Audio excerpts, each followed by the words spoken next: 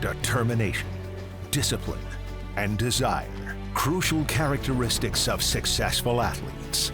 It's such a satisfying way to put my energy to use. But some athletes define success differently.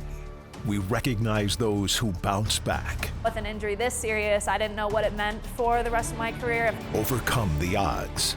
It was deceiving how many little micro movements I had to make to keep myself straight. And ensure significant legacies live on. He's with us forever. We celebrate athletes who inspire. Hello, and welcome into Athletes Who Inspire. I'm Simone Eli. And I'm Andrew Marden. We are here to bring you the stories of 4 incredible athletes. They have served our country, they have honored lost loved ones, they have overcome serious injuries. Let's tell you where we are, though. We are in beautiful Westchester County. We are at the Ardsley Curling Club. It's about 8 miles north of New York City. Yeah, it is historic. Founded in 1932, this is one of the oldest curling clubs on the East Coast. It's been at this location, Andrew, for nearly 60 years. Wow, that's impressive. Yeah, it really is. How about we go inside and check it out? Let's do it. And just inside the club, this is the warm room, Andrew. Yeah, it's a place where curlers can hang out. They can take the chill off by the fireplace after a game on the ice. There are trophies and plaques. There's curling-related artwork. There's even a bar in here, Simone. And there's seating where people can watch all the action on the ice. And speaking of the ice, you might be wondering where it is. Well, look no further. Hey, how about that? Want to go check it out? Let's do it. So this is the shed. The club plays all of its games on these 3 sheets of ice. And if it seems a bit chilly in here, your nose isn't red. I don't think mine is either. But it is cold in here, Simone. It feels like it is. Yeah, the temperature hovers at around 40 degrees. And oh, by the way, if you are actually curling but not curling, kind of just being on the ice, you got to wear grippers on your shoes. Yeah, safety first. We don't want to have any accidents, Andrew. Usually these sheets are hosting multiple games with the near 200 members here at the Ardsley Club. And several of these guys got their start here, then went on to the national level to compete. Guys like Danny Casper and Andrew Stapera, the Westchester natives, are currently living in Minnesota and compete on teams there.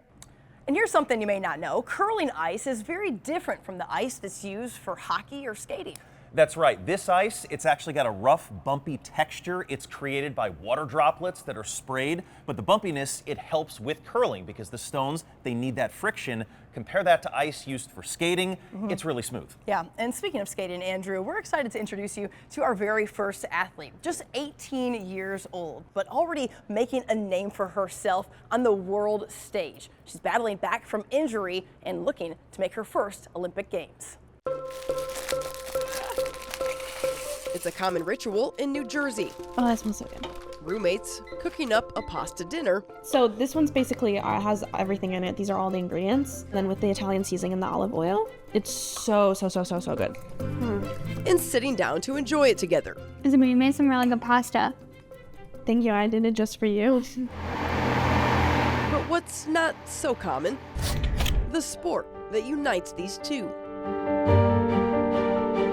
They're both figure skaters. I just know that I have never had a memory in my life where I don't skate. And one of them, 18-year-old Isabeau Levito, just so happens to be known around the world. It's such a satisfying way to put my energy to use. Isabeau Levito got into figure skating after seeing her mother watch the competitions during the 2010 Winter Games. So Isabeau's mom put the then 3-year-old into ice skating class, a decision that changed her life. From a young age, I've been here like morning to afternoon. Some people would say I live here. Very good. Isabeau quickly found a mentor in Yulia Kuznetsova, who taught learn to skate classes at the local rink in Mount Laurel, New Jersey. She was very tiny, and she was full get up, and she just followed me everywhere. Push. Yulia saw the young skater's potential and began teaching her privately. From there, the bond deepened. For her, I'm a second person after her mom. She knows me so well, and I think she's like the perfect coach for me because of that. Beautiful lessons. And it wasn't long before Isabeau started rattling off a string of impressive achievements. World Junior Champion in 2022, U.S. National Champion in 2023, and World Silver Medalist in 2024. But as she began preparing for a run at the 2026 Winter Games in Italy, she suffered an unexpected setback, a stress fracture in her foot. She was basically sit down for 3 months. There was nothing I could really do. There was no cross training I could do since all the loading of figure skating kind of happens on one foot. It was very horrible. It was very traumatizing. How hard was that to like battle through something? I mean, all you've known is skating, and then all of a sudden you're not going to the ice every day. You're not being able to compete. You're not being able to perform. It was extremely depressing, honestly. I had so much ambition that year, and I couldn't do anything with any of that. It's okay, it's okay. And by the time she could begin training again, Isabeau had just 7 weeks to prepare for the World Championships. I remember first starting back triples, and I was just sinking into the ice on the landings. I just couldn't hold myself up, and that was also very depressing. But she gave it her all, week after week, and the result? She was ended up 4th in the world, preparing only for 7 weeks. It's another good lesson for myself, how well I can do when I put in the right amount of work. On the camel, special Isabeau's hands, please.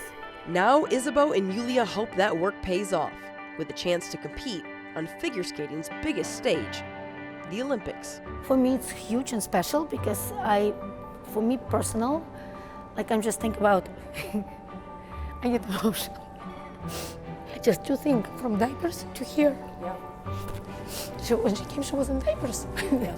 Even though I had said I don't spend countless hours envisioning it, it is a dream come true. It would be, and it would feel surreal. So just imagining it, just surreal, really, and I hope it comes true. Such an inspiring story. Isabeau Levito, young but wise beyond her years. You know, she makes it easy to root for her, and she's somebody that we're going to be following for a really long time. Yeah, no question about that. Really enjoyed getting to spend time with her. Healing through curling. Came home having a difficulty kind of fitting in. I always say overseas was easy. America's kind of hard. Coming up, meet a veteran finding a new community on the ice. And later, You know, I just want to take advantage of every opportunity that I have because there's so many cool things to do in this life. we introduce you to a true Renaissance woman, an Olympian, world record holder, author. She has her sights set on a new challenge. Welcome back to Athletes Who Inspire here at the Ardsley Curling Club in New York. Yeah, curling has come a long way since its roots in 16th century Scotland. USA Curling estimates there are between 150 and 200 clubs across the country. And the curlers who belong to those clubs, if they're good enough, well, they can make it all the way to the Olympics and maybe even win gold, like the U.S. men did in historic fashion in 2018. At the Milano Cortina 2026 Winter Olympics, Cortina's Olympic Ice Stadium will play host to the curling competitions. The venue, which has been renovated and modernized, previously hosted the opening and closing ceremonies for the 1956 Winter Olympics. Back here in New York, the Ardsley Curling Club is one of several across the Empire State. Yeah, for instance, there's the Buffalo Curling Club. It's the only indoor facility in the state's second largest city that is exclusively dedicated to curling. That club is a place where veterans are getting a chance to heal and find community. Veterans like Harvey Hyman. Sarah Minkowitz introduces us to him. What do you think? Should I freeze it? When Harvey Hyman steps on the ice, his Coast Guard title freezes. He's just Harvey, the curler. This is a place that is for curling, right? It's not for talking about your war stories or going to American Legion and complaining about your benefits, right? So a lot of those pieces of luggage and baggage are not present. Harvey found his way to the sport around 3 years ago. Just by some sort of dumb luck, someone had told me about the curling club, the Buffalo Curling Club. He was always interested in curling and figured he'd give it a shot. Showed up first in the evening and I had a blast. I had a great time. And on my way out the door, there was a flyer posted for the VA. They were doing a Veterans League. And at the time I was a VA customer. And I said, okay. So I showed up and I'm all in. His curling skills weren't always this smooth. After suffering several injuries during his time with the Coast Guard, he struggled to keep his balance. As long as I'm moving forward in a straight line, I'm okay, but side to side, not so good. This added an extra challenge to his curling. Because I took a look at this, and I'm like, this doesn't look that hard. And then actually got into the little squat position there. I'm like, whoa, this is, it was deceiving how many little micro movements I had to make to keep myself straight. Despite the obstacle, Harvey pushed forward with the help and encouragement from fellow veterans. You talk to a lot of my colleagues, those of us who left the country, we all come back just a little off. And I'm not sure what it is, right? Even wasn't in combat or anything like that, not me. But came home having a difficulty kind of fitting in. I always say overseas was easy, America's kind of hard. If there's something you like doing, just lightens your mood, right? I mean, I look forward to every Sunday. Like it's become like my favorite day of the week, not just because I go to church, right? I mean, I go to church and then I come out for curling, and it's become my routine. Letting her dreams take flight. There's only been a handful of American females to ever compete this trick on snow, and I wanted to be one of them. Winner Vinecki's path to the Olympics and how her late father has inspired her. Welcome back to Athletes Who Inspire. As we get closer to the Winter Games, it's only fitting that we feature an athlete named Winter. Yeah, it makes sense for this particular special. Winter Vinecki is someone who has more than just Olympic chops. She is unique in so many ways. They say practice makes perfect. For Winter Vinecki, perfection as an aerial skier is landing a triple backflip. This isn't it, but it's on her mind. This is a trick only a handful in the world were competing, and there's only been a handful of American females to ever compete this trick on snow, and I wanted to be one of them. That drive, that determination, it's something her mother saw in her when she was young. She was looking through the Guinness Book of World Records, and she pointed to a world record that was set, I think, by a 25-year-old at the time, who had run a marathon on every continent. And I literally remember her pointing at the picture saying, I want this record. She actually got 2. Youngest person to run a marathon on all 7 continents, and the first mother-daughter duo to run a marathon on all 7 continents. Yes, her mom ran right beside her. And how old was Winter Vinecki? 14. I didn't think it was gonna quite happen anytime soon, but my mom is the ultimate go-getter. So she started planning in the background. I kept doing my running. It was really cool to be able to, say I got that record for my dad. That's why she ran. Winter Vinecki lost her dad when she was 9 years old. He passed away from prostate cancer. What memories do you have of him as a kid? I remember he was just a big kid at heart. He loved to have fun and always was pushing us to be kind to others and do things that we love. Some of my favorite memories are honestly just being outside with him, snowmobiling, building tunnel forts. The day he was diagnosed, in 2008, Winter Vinecki formed a nonprofit. I knew I wanted to use my athletic platform as a way to help others. I actually was originally going to form Team Winter for childhood obesity. So even before my dad was diagnosed, I started this planning for forming this team. And her platform grew as she progressed in her career. Winter Vinecki always loved running, but she also loved skiing. In 2011, she met a woman who changed her life, Emily Cook, who's an Olympic aerial skier. I met her at an event in New York City for the Women's Sports Foundation. She was like, hey, you're pretty tiny to be a ski racer. Why don't you come try my sport of aerials? I had no acrobatic experience. I could barely do a flip on my backyard trampoline with my mom holding the back of my shirt. She's come a long way since then. I've got a bunch of these panda bears are from when I won the China World Cups 2 winters ago. I've got a first place trophy from the Deer Valley World Cup, a bunch of other trophies that I've gotten. This really cool one here was my first win in Moscow. She can do the hardest tricks in the world, and she can land it successfully. Her passion to get this success and be the best in the world, all of these things probably make her that strong. I believe you said you landed your first triple in Finland, right? Can you compare that facility to the one that you have here in your backyard? So Finland was on snow. So on the snow sites, which we actually have one here at the UOP that we train on all the time, as similar as we can get them to the water ramps are meant to mimic snow. Especially on water, we're doing video review after every jump. With about 8 to 12 jumps at each training session. She's working on quality over quantity. and she knows firsthand the importance of good form. She's still recovering from something that happened to her less than a year ago.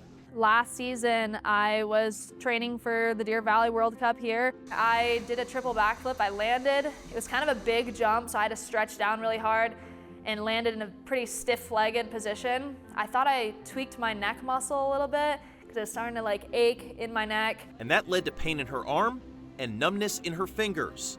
The cause? A herniated disc. She ended up seeing a specialist where they talked about spinal fusion. Instead, Winter Vinecki got a steroid injection, but it still cost her several months. So that was pretty devastating. Of course, I'd missed big competitions before, but it kind of just, was very demoralizing because I was like, I'd worked so hard and I just keep getting knocked down. Every time she gets right back up.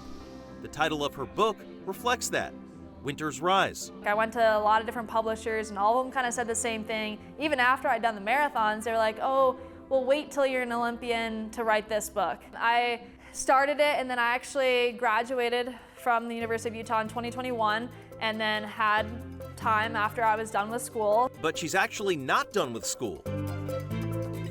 I always had a little bit of interest in going to law school, but I didn't think it would be possible with being a skier and still competing around the world. But then randomly one day, my mom sent me a link to one of the first ever completely ABA approved online law schools in the country. And this was St. Mary's University in Texas. I applied to the program, got in, and have been going to law school online now for the last 2 years. To be an Olympian and be an athlete is one thing, but to not let her sacrifice her education, her getting into law school and being almost, halfway through now, that's amazing. I just want to take advantage of every opportunity that I have because there's so many cool things to do in this life, and I'm here, I'm mostly healthy and able to go out there and chase my dream, so why would I not? Simone, we spent a couple of days with Winter Vinecki, and I feel like we could have spent months with her and still not told her entire life story. She's accomplished so much and just a joy to be around. Yeah, it was a beautiful piece, and her strength is certainly inspiring. Coming up, he's a man on a mission following unimaginable tragedy. I'm living out our dreams, not my dream, but his dream as well, both our dreams. How an NFL wide receiver is ensuring his brother's legacy endures.